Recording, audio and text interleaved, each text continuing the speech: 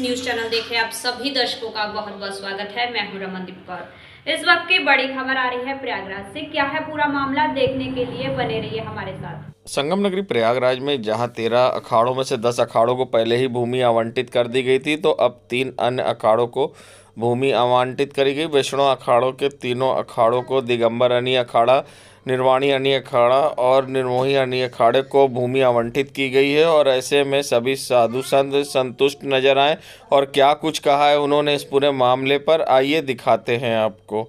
और क्या कहना था अपर मेला अधिकारी विवेक चतुर्वेदी का, वो भी दिखाते हैं आपको। वही महाकुंभ पर्व बहुत समीप आ रहा है। 13 जनवरी से कुंभ मेला चालू हो रहा जा रहा है। उसके उपलक्ष्य में 8 दिन पहले हम लोगों ने भूमि का निरीक्षण किया था। आज भूमि आवंटित हो रही है तीनों वैष्णव अखाड़ों को। इसमें निर्वाणी अनी अखाड़ा, दिगंबर अनी अखाड़ा, निर्मोही अनी अखाड़ा को जमीन आज प्राप्त हो गई है। सभी वैरागी अखाड़े जितने हैं अनी अखाड़े हैं, इसमें निर्मोही अनी, निर्वाणी अनी और दिगंबर अनी, 3 अखाड़ों को आज इनका कार्यक्रम निर्धारित था। जो सभी महात्मा के लोग आए और मौके पर उनको दिखा कर जमीन चिन्हित करा दी गई। कितनी जमीन ये ऑलमोस्ट आप समझिए 100 बीघे के आसपास सभी अखाड़ों को मिलाकर जमीन दी गई। आगे फिर संस्थाओं के लिए क्या प्रोसेस है? अब इसके बाद ये परंपरा रूप इनको वितरण होता है। आप जानते हैं कि सबसे पहले अखाड़ों को ही भूमि दी जाती है। इसके पश्चात हमारा जो क्रम है, जैसे दंडीवाड़ा है, खाक चौक है, आखाड़ेवाड़ा है, उनको भूमि दी जाती है। उसके बाद सभी संस्थाओं को हम एक साथ वितरण शुरू कर देते हैं। वो रोड वाइज भूमि का वितरण शुरू हो जाता है। संगम नगरी प्रयागराज में महाकुंभ 2025 के दिव्य और भव्य सुरक्षित आयोजन के लिए मेला पुलिस लाइन में पुलिस कर्मियों को संकल्प प्रशिक्षण पंडाल में प्रतिदिन प्रशिक्षित किया जा रहा है। इसी क्रम में मंगलवार को प्रयागराज विद्वत परिषद के समन्वय वीरेंद्र पाठक ने जहां पुलिस कर्मियों को प्रयागराज की पौराणिक, ऐतिहासिक और भौगोलिक महानता के बारे में जानकारी दी। वीरेंद्र पाठक ने अपने संबोधन में बताया कि प्रयागराज का प्राचीन नाम तीर्थराज था। ये शहर ऋषि मुनियों और महात्माओं की तपोभूमि रहा है। यहाँ पर महर्षि भारद्वाज के प्रसिद्ध आश्रम स्थित था। उन्होंने कहा कि महर्षि भारद्वाज ने लगभग 7500 वर्ष पहले पुष्पक विमान का वर्णन किया था, जिसका उल्लेख विभिन्न धार्मिक ग्रंथों में मिलता है। और ऐसे में उन्होंने क्या कुछ कहा, साथ जानकारी देते हुए आइए दिखाते हैं आपको। कभी आपने नहीं सुना होगा कि किसी बाहरी आक्रमणकारी ने आकर किसी मंदिर को तोड़ा हो। ये नगरी नहीं है, यहाँ समाज नहीं रहता। यहाँ कौन रहता है? यहाँ गुरु रहते हैं, मनीषी रहते हैं, वैज्ञानिक रहते हैं, जो बड़े बड़े आविष्कार कर रहे हैं, जो हमारे जीवन जीने की कला विकसित कर रहे हैं। आप अगर थोड़ा इतिहास में जाइएगा तो जो ये विंध्याचल से सोनभद्र कुछ लोग रहे होंगे, वहाँ फॉसिल्स पार्क है? गए हैं वो लोग? देखिए क्या फॉसिल्स वहीं हो सकते हैं जहाँ समुद्र होगा। तो समुद्र में जो फंस जाता है पानी में जीव और उसके बाद सूख जाता है, पत्थर बन जाता है, उसी को फॉसिल्स कहते हैं। तो ये पैटर्न है। और आपको हड़प्पा मोहनजोदड़ो से पुरानी यहाँ सभ्यता है इलाहाबाद में, है? जानते हैं कोई? हाथ ऊपर करे, वो हाथ ऊपर करे। अरे ना बेइज्जती होगी भाई, ना पेट्रोल सेफ्टी होगी। महगरा और मांडो कुलडीवा तुराव में है, जहां पे 7500 साल पहले चावल की भूसी और पॉटरी के टुकड़े पाए गए। मैं भी गया था, मैं देख के आया, बिखरे हुए हैं। पॉटरी का मतलब है हमने बर्तन बनाना 7500 साल पहले सीख लिया था, और चावल की भूसी का मतलब हमने है कि अन्न उपजाना सीख लिया था। ये परंपरा यहाँ की है। तो सभ्यता का विकास कहाँ हो रहा है? इसी प्रयागराज में हो रहा है।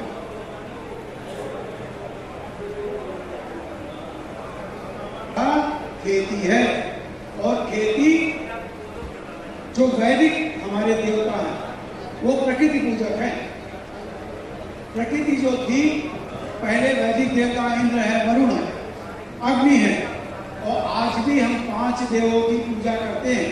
ये करीब 1500 साल पहले हमारे विद्वानों ने डिसाइड किया कि हम 5 देवी देवताओं की पूजा करेंगे। जैसे आप पूर्व में जाइए, वहाँ सूर्य की पूजा होती है। आप कलकत्ता साइड जाइए, वहाँ देखिए दुर्गा जी की पूजा होती है। प्रयाग में आइए, यहाँ विष्णु की पूजा होती है। और अगर आप चले जाइए पश्चिम की ओर तो देखिए गणेश जी की पूजा होती है। ये क्यों है? ये प्रतीक है। विष्णु कौन है? विष्णु पालक के रूप में हमारे यहाँ स्वीकार किए गए। आज भी विष्णु की पूजा होती है और विष्णु के अवतार के रूप में ही भगवान राम या कृष्ण या रुद्र के रूप में हनुमान या अन्य को लिया जाता है। और ये भगवान विष्णु कौन है?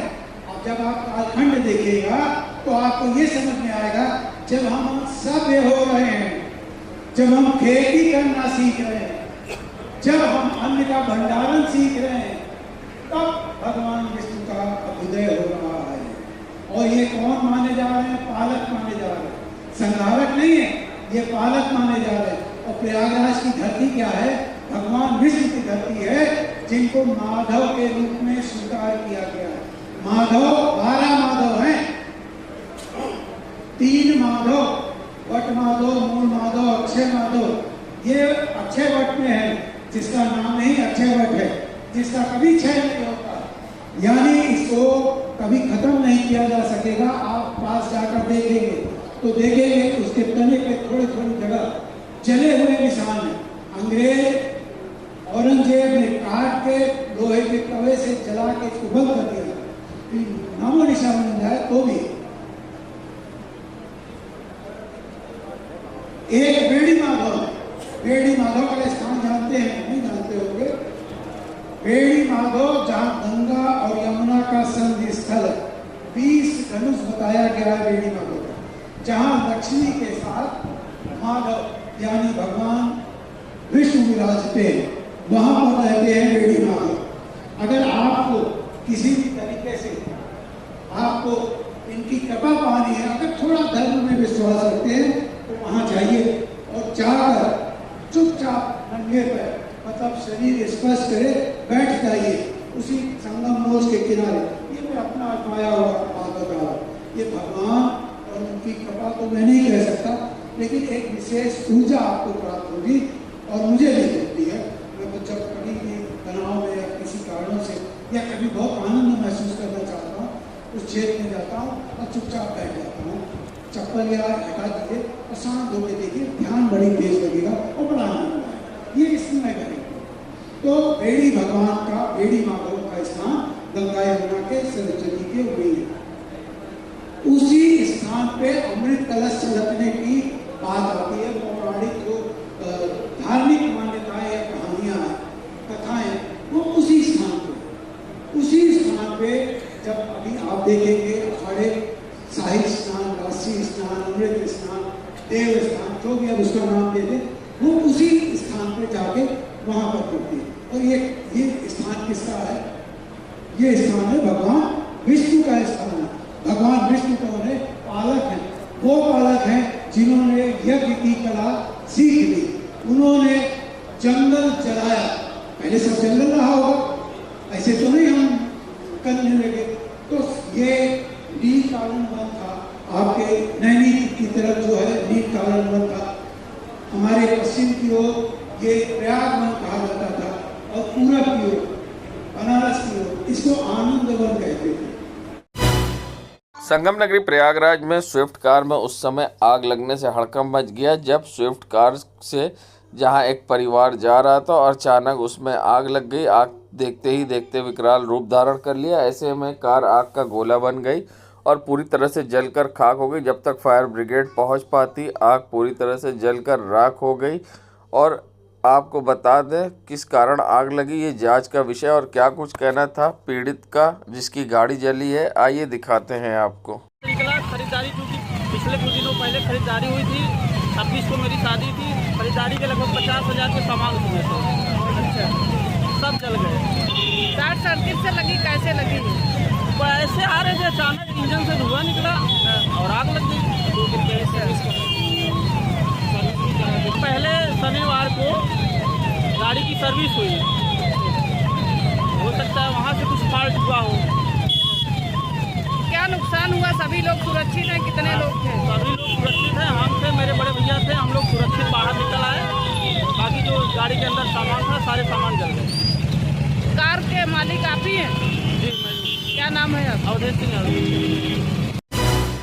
झांसी मेडिकल कॉलेज में हुई घटना और महाकुंभ को देखते हुए अब जहां अग्निशमन विभाग ने कमर कस ली है, तो आज संगम नगरी प्रयागराज के स्वरूप रानी मेडिकल कॉलेज में जहां अग्निशमन विभाग के द्वारा चेकिंग अभियान चलाया गया और साथ ही यहां पर सभी फायर के उपकरण को चेक किया गया और साथ ही इलेक्ट्रिक, डीजल, जाकी पंप को चलाकर चेक किया गया। निकासी के रास्ते और कॉरिडोर में टेरेस टैंक, अंडरग्राउंड टैंक को चेक किया गया। इसके पश्चात मॉक ड्रिल कराकर उपकरणों की कार्यक्षमता भी परखी गई और हॉस्पिटल में सुरक्षा कर्मियों को, सुरक्षा गार्डों को प्रशिक्षण दिया गया। मौके पर जहां doctor R K. Pandey, CFO, commissionerate Prayagraj के निर्देशन में FSO राजेश कुमार और कर्मचारी द्वारा प्रशिक्षण दिया गया, तो ऐसे में बारीकी से सभी उपकरणों की जांच की गई और साथ ही आवश्यक दिशा निर्देश दिए गए। बता दें, मेडिकल कॉलेज SRN में महाकुंभ के दौरान किसी प्रकार की समस्या ना हो, आपातकाल स्थिति में हर संभव उपकरण फायर अग्निशमन विभाग के तैयार रहें और इससे कोई प्रकार की समस्या हो, जिसको लेकर ये चेकिंग अभियान आज चलाया गया। और इस पूरे मामले पर क्या कुछ कहना था CFO प्रयागराज डॉक्टर राजीव कुमार पांडे का, आइए दिखाते हैं आपको।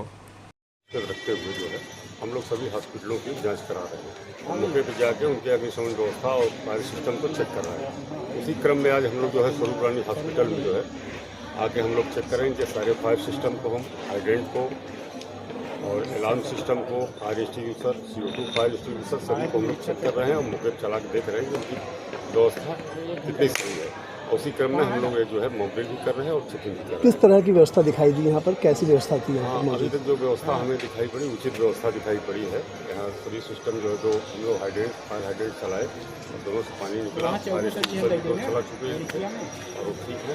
और उनके स्मोक सिस्टम को भी हम लोग चेक कर रहे हैं। यहाँ पर ट्रेनिंग के लिए कोई मतलब आप निर्देश देंगे या ट्रेनिंग के लिए जो कार्यशाला का कोई आयोजन? कार्यदायी संस्था जो है, इनके द्वारा जो है ट्रेंड यहाँ पे ऑपरेटर नियुक्त हैं। उसके बाद हम लोग एक ट्रेनिंग भी चलाएंगे। अभी यहाँ पे जितने इससे संबंधित कर्मचारी हैं उनको हम लोग चलाने की एक ट्रेनिंग प्रशिक्षण भी देंगे। देश दुनिया की खबरों के लिए world media times news channel को सब्सक्राइब करें।